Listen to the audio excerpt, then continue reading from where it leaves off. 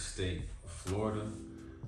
I just made it through my first hurricane as a Floridian, Hurricane Ian.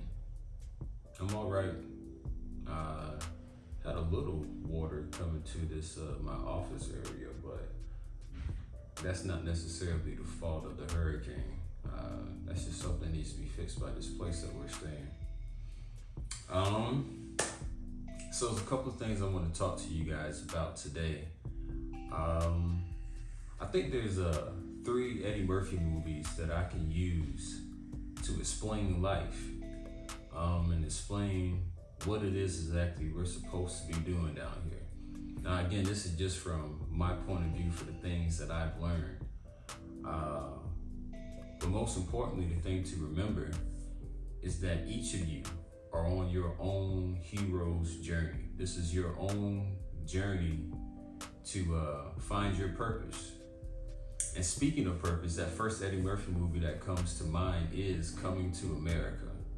Now, if you could think of yourself as being Prince Akeem or Princess Akeem for the ladies out there, you'll see that this movie is very symbolic, and it talks about how we all have to leave what's familiar to us, come to a place that is unknown, and find our Lisa or find our purpose. And in the movie Coming to America, Lisa represented the purpose that your soul is supposed to find when it comes down here.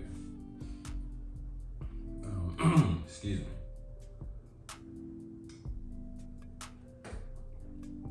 Because some of us have come down here and it seems like that we just come down here to work, to have occasional joys, to pay bills, have children, dying, that's it? Or is there something more to life? I'm one of the ones that believe or knows that there's more to life. Your soul left where it was from and came to inhabit inside the physical body that you have now. That's leaving Zamunda, coming down into the physical, which is your body, which is the unknown to it. And your goal is to find your purpose or to find your Lisa. Now, Prince Akeem, when he first left Zamunda, he had an idea of what he was looking for. He just didn't know exactly what that looked like. And that's something for all of us to figure out. We have this idea of what we're supposed to do, and then there's that idea of, well, there's what I want to do. Because thinking about myself personally, I had a path that was laid out for me, and it came to a point where I started learning new information where I couldn't continue on that path and have that same confidence.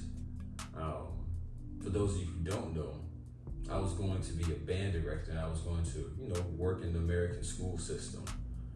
But I grew so disillusioned with the school system after finding out so many things we're lied to about by so many things. And it's not necessarily the fault of the teachers. They're just going along with the system that they were brought up in. So I started finding out new information. And what's interesting is that if you look at these old mythologies, you see that there's a point in the story where the hero has to step out of the known, step off of that path he was supposed to tread, and he goes into the unknown. And from those experiences, he's able to bring back information or experiences and share them with his people that helps everybody as a whole. Because the king left Zamunda and he didn't marry the woman that was prescribed to him, he had a whole new set of experiences that he was able to bring back to Zamunda and help his people grow. Because he's the king. As he grows, so does the people. One of the best books ever read, it's called The Hero with 1,000 Faces by Joseph Campbell.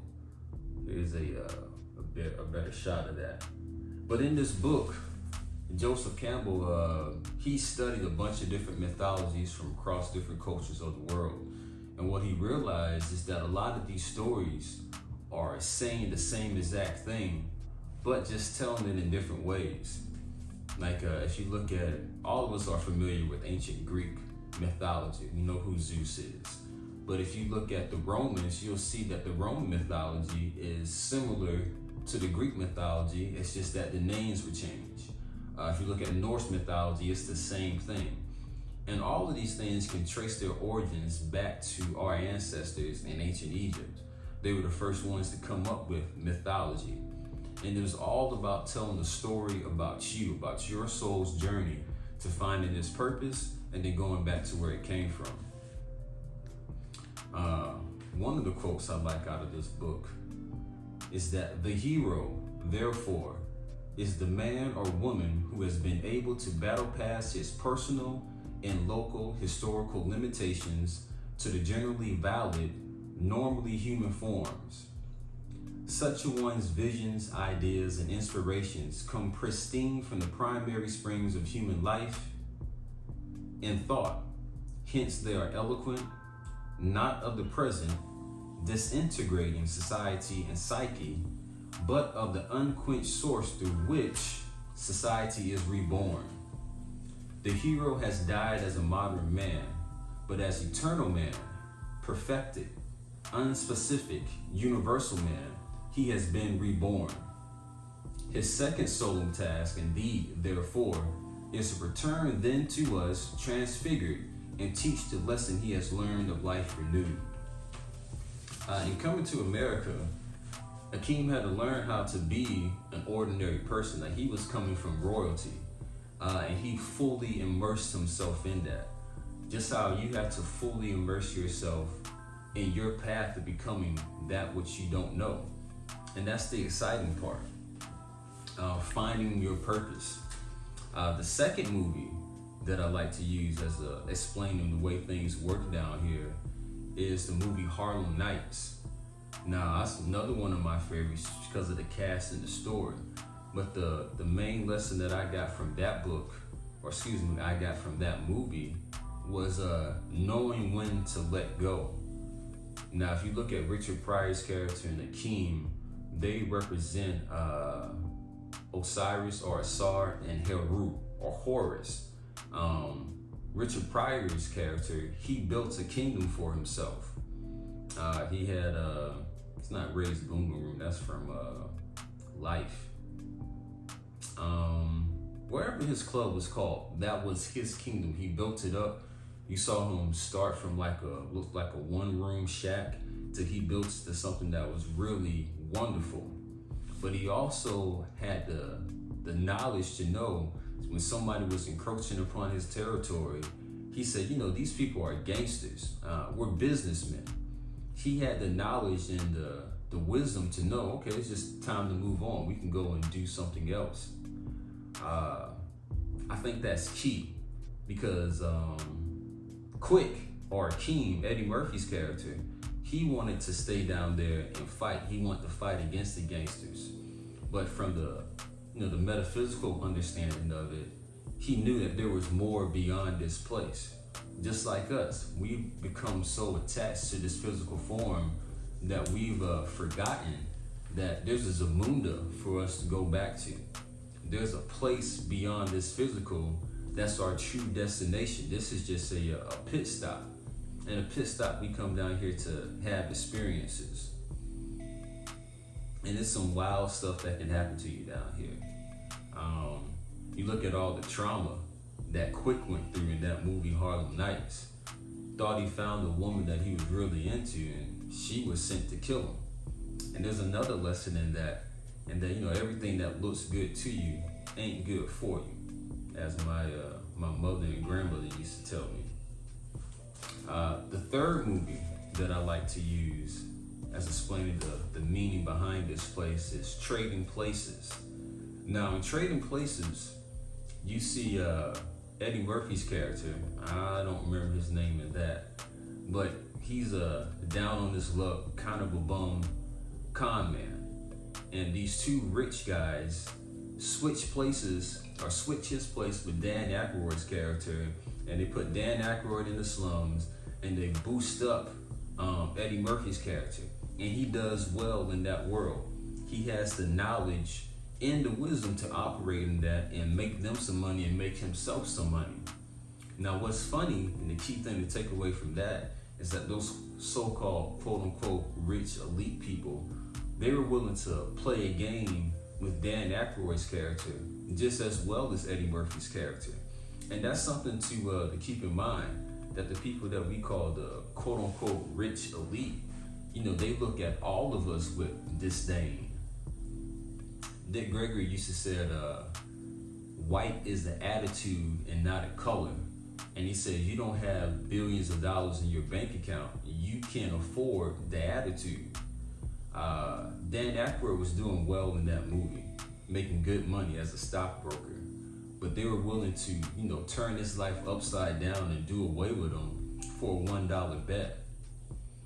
And I think that's another thing that's key, is just realizing that these people are willing to play games with our lives, but they lose their power when you emotionally detach yourself from that. They have their agenda, things that they're trying to do, but more importantly is your agenda. What are you trying to do? For me personally, I know that ideas can change the world. Thoughts affect reality. So it's my idea that if I share enough of my thoughts with my audience, with you guys, we can and will change the reality of this place into something that's just a little bit better, or maybe a lot better. And I'll keep doing that until I figure out something else to do. But right now I'm enjoying learning and sharing these different ideas, because there's always more to know, there's always more to experience. And an important thing is to realize not to get too caught up with mundane things. Learn how to really place the importance of things. Is this going to matter in the long run? Yes or no? Knowing your purpose, that's the key thing we each have to find out. Man or woman, we have to figure out our purpose. Now, ideally, we would be in a system that was geared towards that. But if you've come through, this American school system, they were teaching us how to be a worker, how to make somebody else a whole lot of money, instead of finding our purpose. So that's the challenge I guess I have for you. What is your purpose? What do you think that you've been put down here to find out? And it's okay to change your mind as you're going along your journey. Because up to that point where I thought I was going to be a band director, I was moving fully and confidently through that journey. And I was enjoying it. And then I came to some new information. I had some different experiences, and I had to switch that idea. Okay, what am I going to do now? And it can be scary, not knowing exactly what the next step is going to be. But if you look at it as an adventure, it becomes exciting. Oh, I don't know what's about to happen next. It's almost like riding a roller coaster for a very first time, or riding a new roller coaster for the first time. You don't know what it's going to be like, but it's exciting nonetheless. Embrace the excitement of your journey, because you are on a journey. We all are. And I think that's something that we can keep in mind, and treat each other a little bit more kindly, more compassion, and realize everybody's down here doing their best to figure it out. And my answers may not satisfy you, but they're not supposed to. You're supposed to go out and find your own answers, have your own understanding. Now, Akeem, in Coming to America, he told his father, I want to know what it's like to tie my own shoes. Like, he was coming from a place where everybody was doing everything for him. He had ass wipers. He had a woman to clean the royal penis. And his father said, I tied my own shoes before, and it was overrated. But that's not good enough for a king. You have to have your own experiences. Imagine being a virgin and asking somebody about sex, and they tell you, yeah, it's not all it's cracked up to be. Sex is overrated. And you take that as law. Instead of going out and finding out on your own, it's like, oh, okay, this is what sex is. And that's another lesson to take from Coming to America that you can apply to your life, is firsthand experience always will trump having to take somebody else's word for it.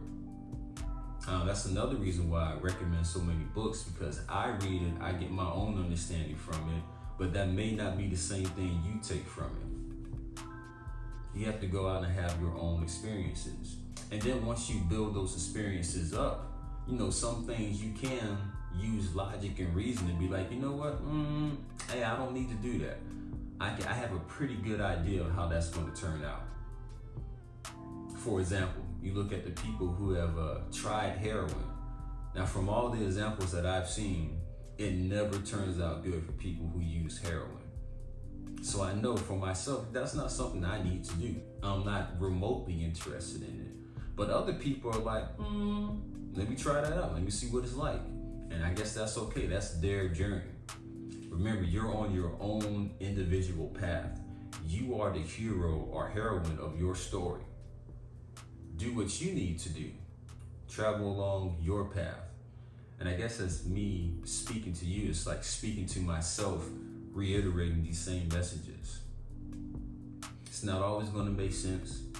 Everybody's not always going to understand what you're doing. You may not even always understand what you're doing or what you're moving towards. But keep this in mind, you are your own hero and you're moving to your own end goal. And you are a royal prince or princess of Zamunda. And when you leave here, you're going back to where you came from. So peace, keep studying, keep learning, keep experiencing, and I'll talk to you guys later.